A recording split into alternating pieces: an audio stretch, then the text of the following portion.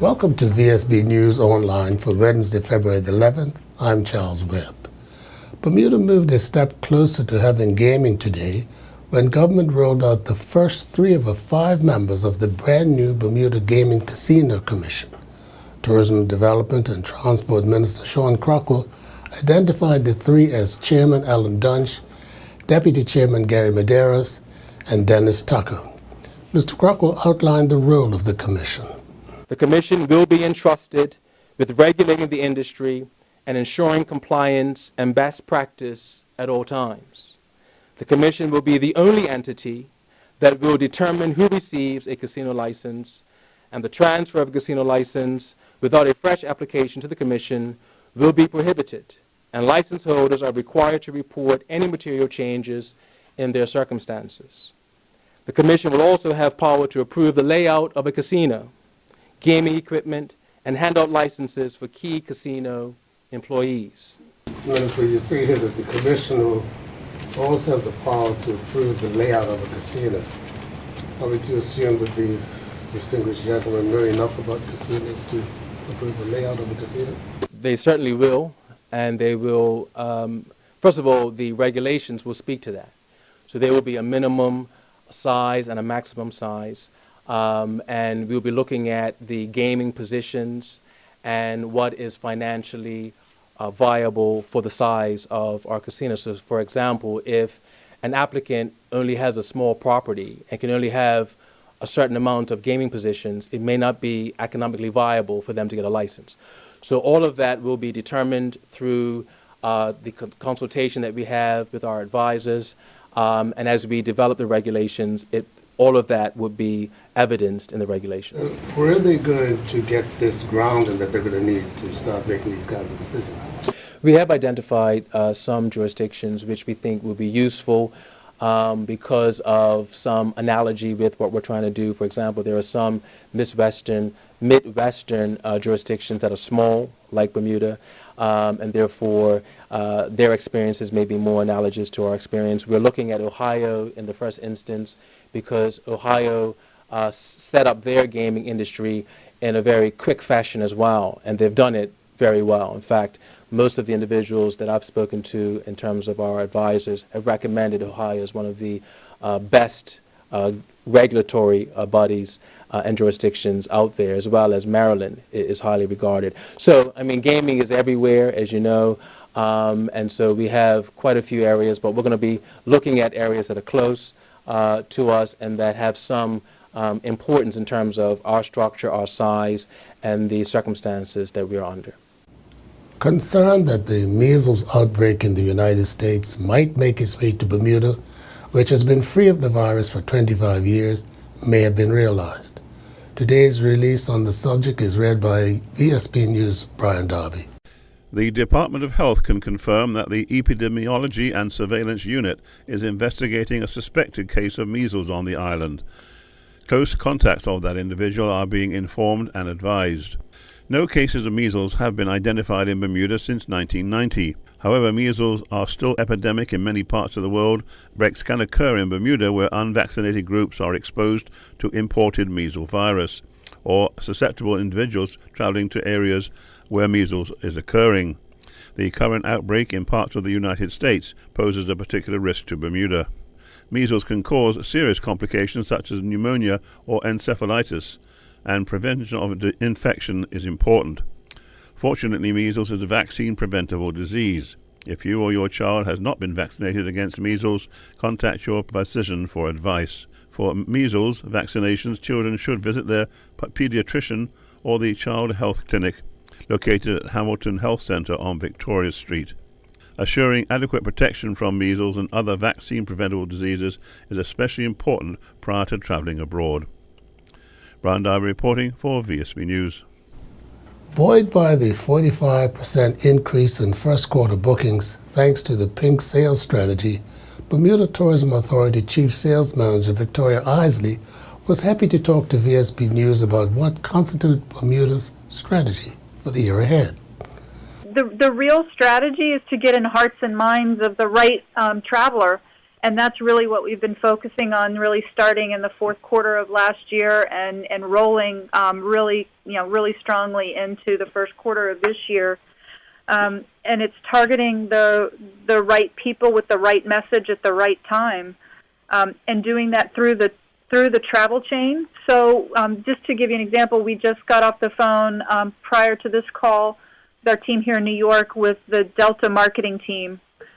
And so we're having lengthy conversations with each of our airline partners, with our online tour operator partners, with other media partners, so that we're understanding. We've got a great picture now of what the Bermuda travel patterns look like, from when they're in the marketplace searching to when they're booking their stay in a hotel to when they're arriving on island.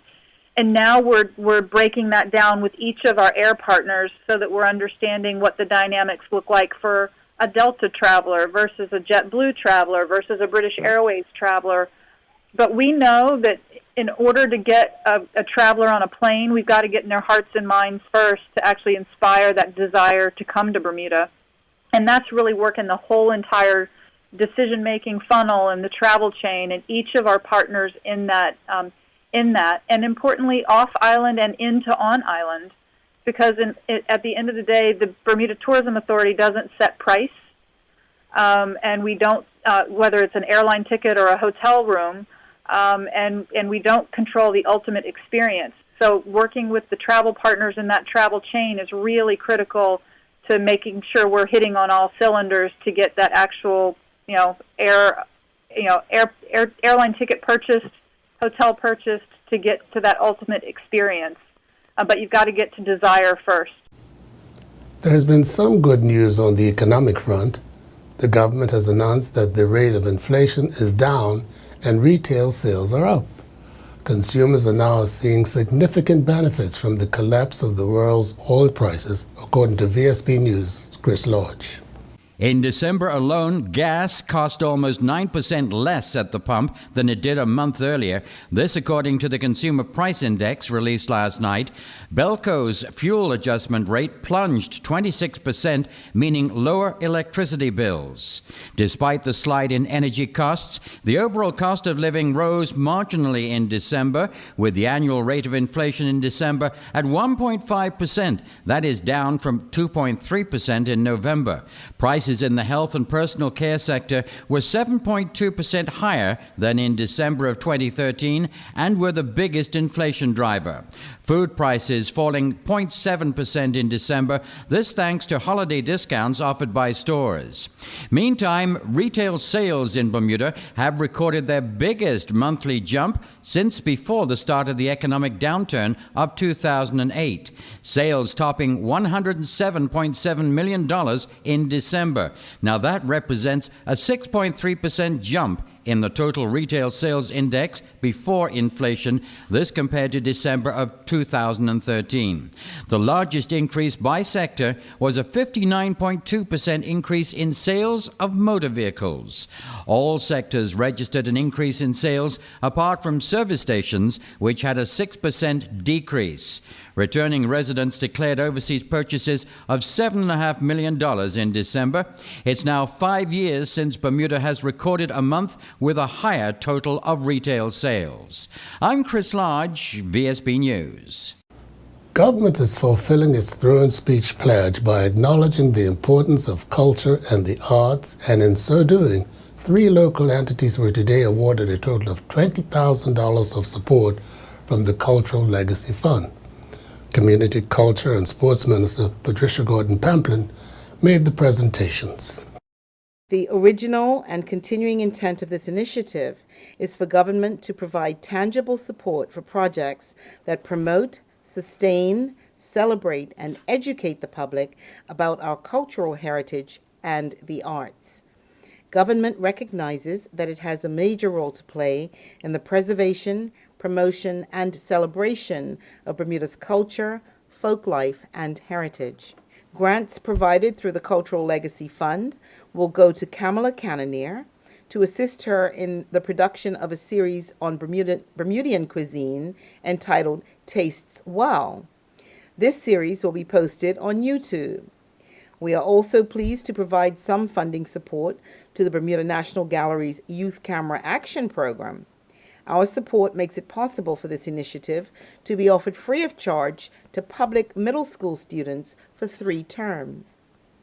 Funding support is also being given to the Corporation of Hamilton to assist with their Walk of Fame project, which includes the installation of plaques of our national heroes. Asked what support the island's musicians might receive in the future, the minister had this to say. There are always going to be demands on the public purse in terms of where money ought to be spent, but I think that we have to look at what it is that this is trying to do. And I think that there is no better way than to have a thread of cohesion within our community, and it is certainly manifested through the folklore, through the arts, through culture, and I think it's an integral part of our development of who we are, and I think that we have to look away from the traditional, can I give this money to whatever program, and recognize that it is the full mosaic of our community, and we can only embrace it. So I think each part of our community is as important as the next. Former St. George's mayor and one of its current members of parliament, Kenneth Bascom, feels he has been vindicated by the clear interest that the organizers of the America's Cup have expressed in the old town, its history, and its superb harbor. He hopes their enthusiasm will rub off on the citizens of St. George and the community as a whole. Are you a lone voice, or is there a growing number of people in St. George that care? Well, I just had 2 meetings this morning with a young man and an older lady, and we began to discuss different things, and they're now beginning to gravitate.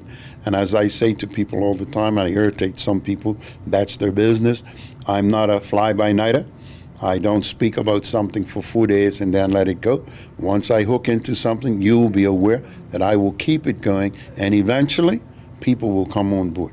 So if there is an armada during the America's Cup, you want to make sure that the people who come here go away with some pretty good knowledge. Oh yeah, that's the whole idea, and I've been speaking with the deputy mayor of the town of St. George, and I've said to her that as the activity chairperson for the Corporation of St. George, you need to be out front.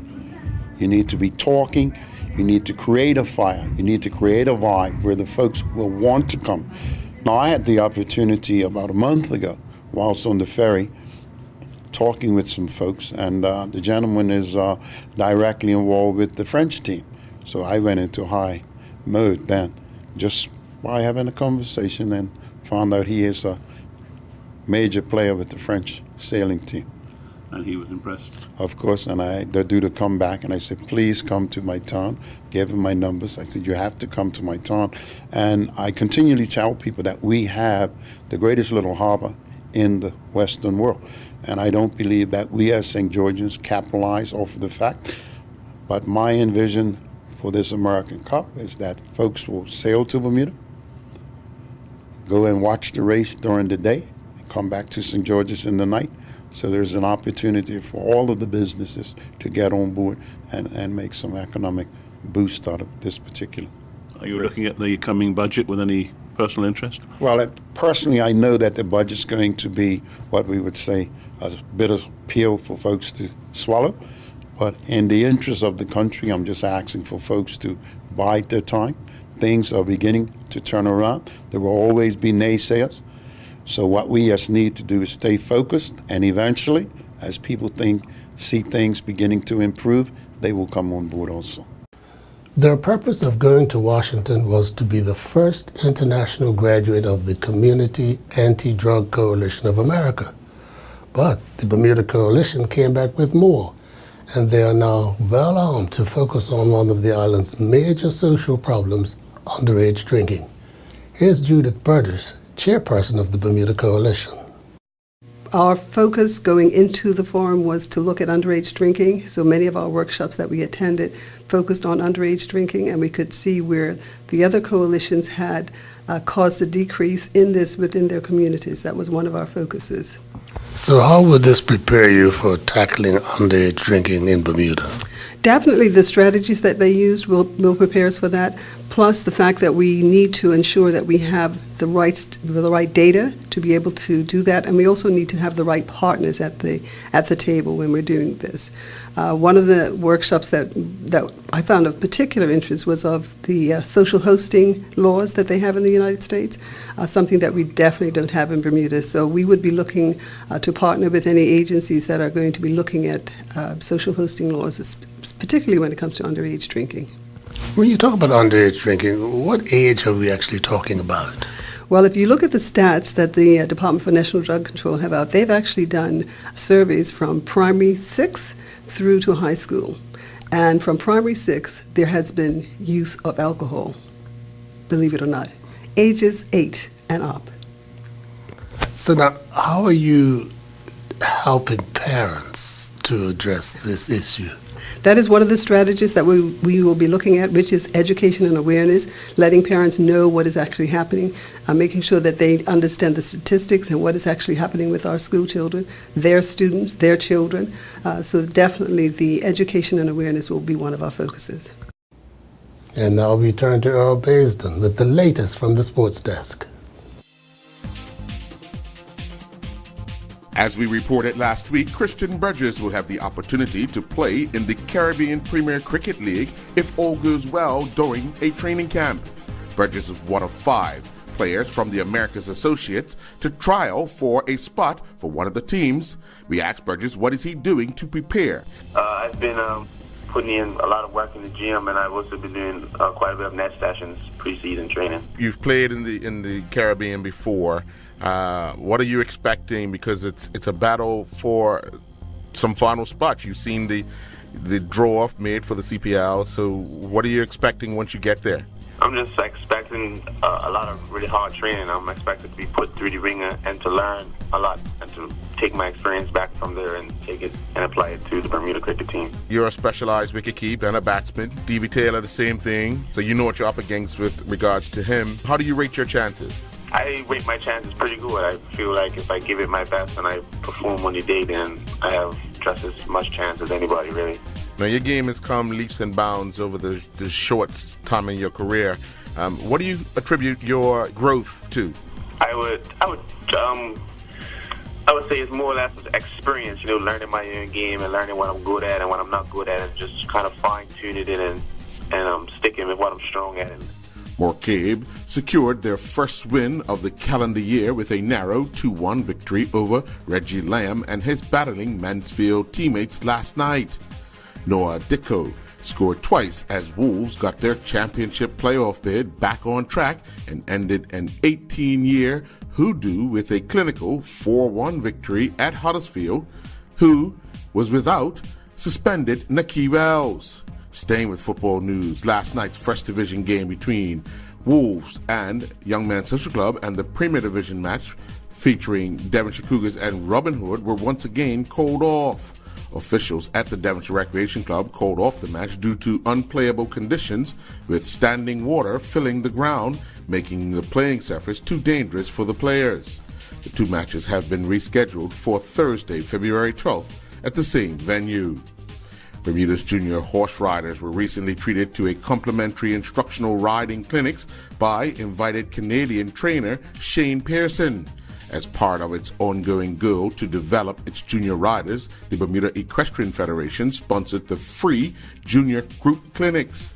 34 junior riders between the ages of 7 and 17 participated in 11 junior group clinics held over 2 days. Juniors were placed together in various groups by their coaches to better facilitate the level of training. Juniors were asked to ride through exercises to work on both flat and jumping techniques.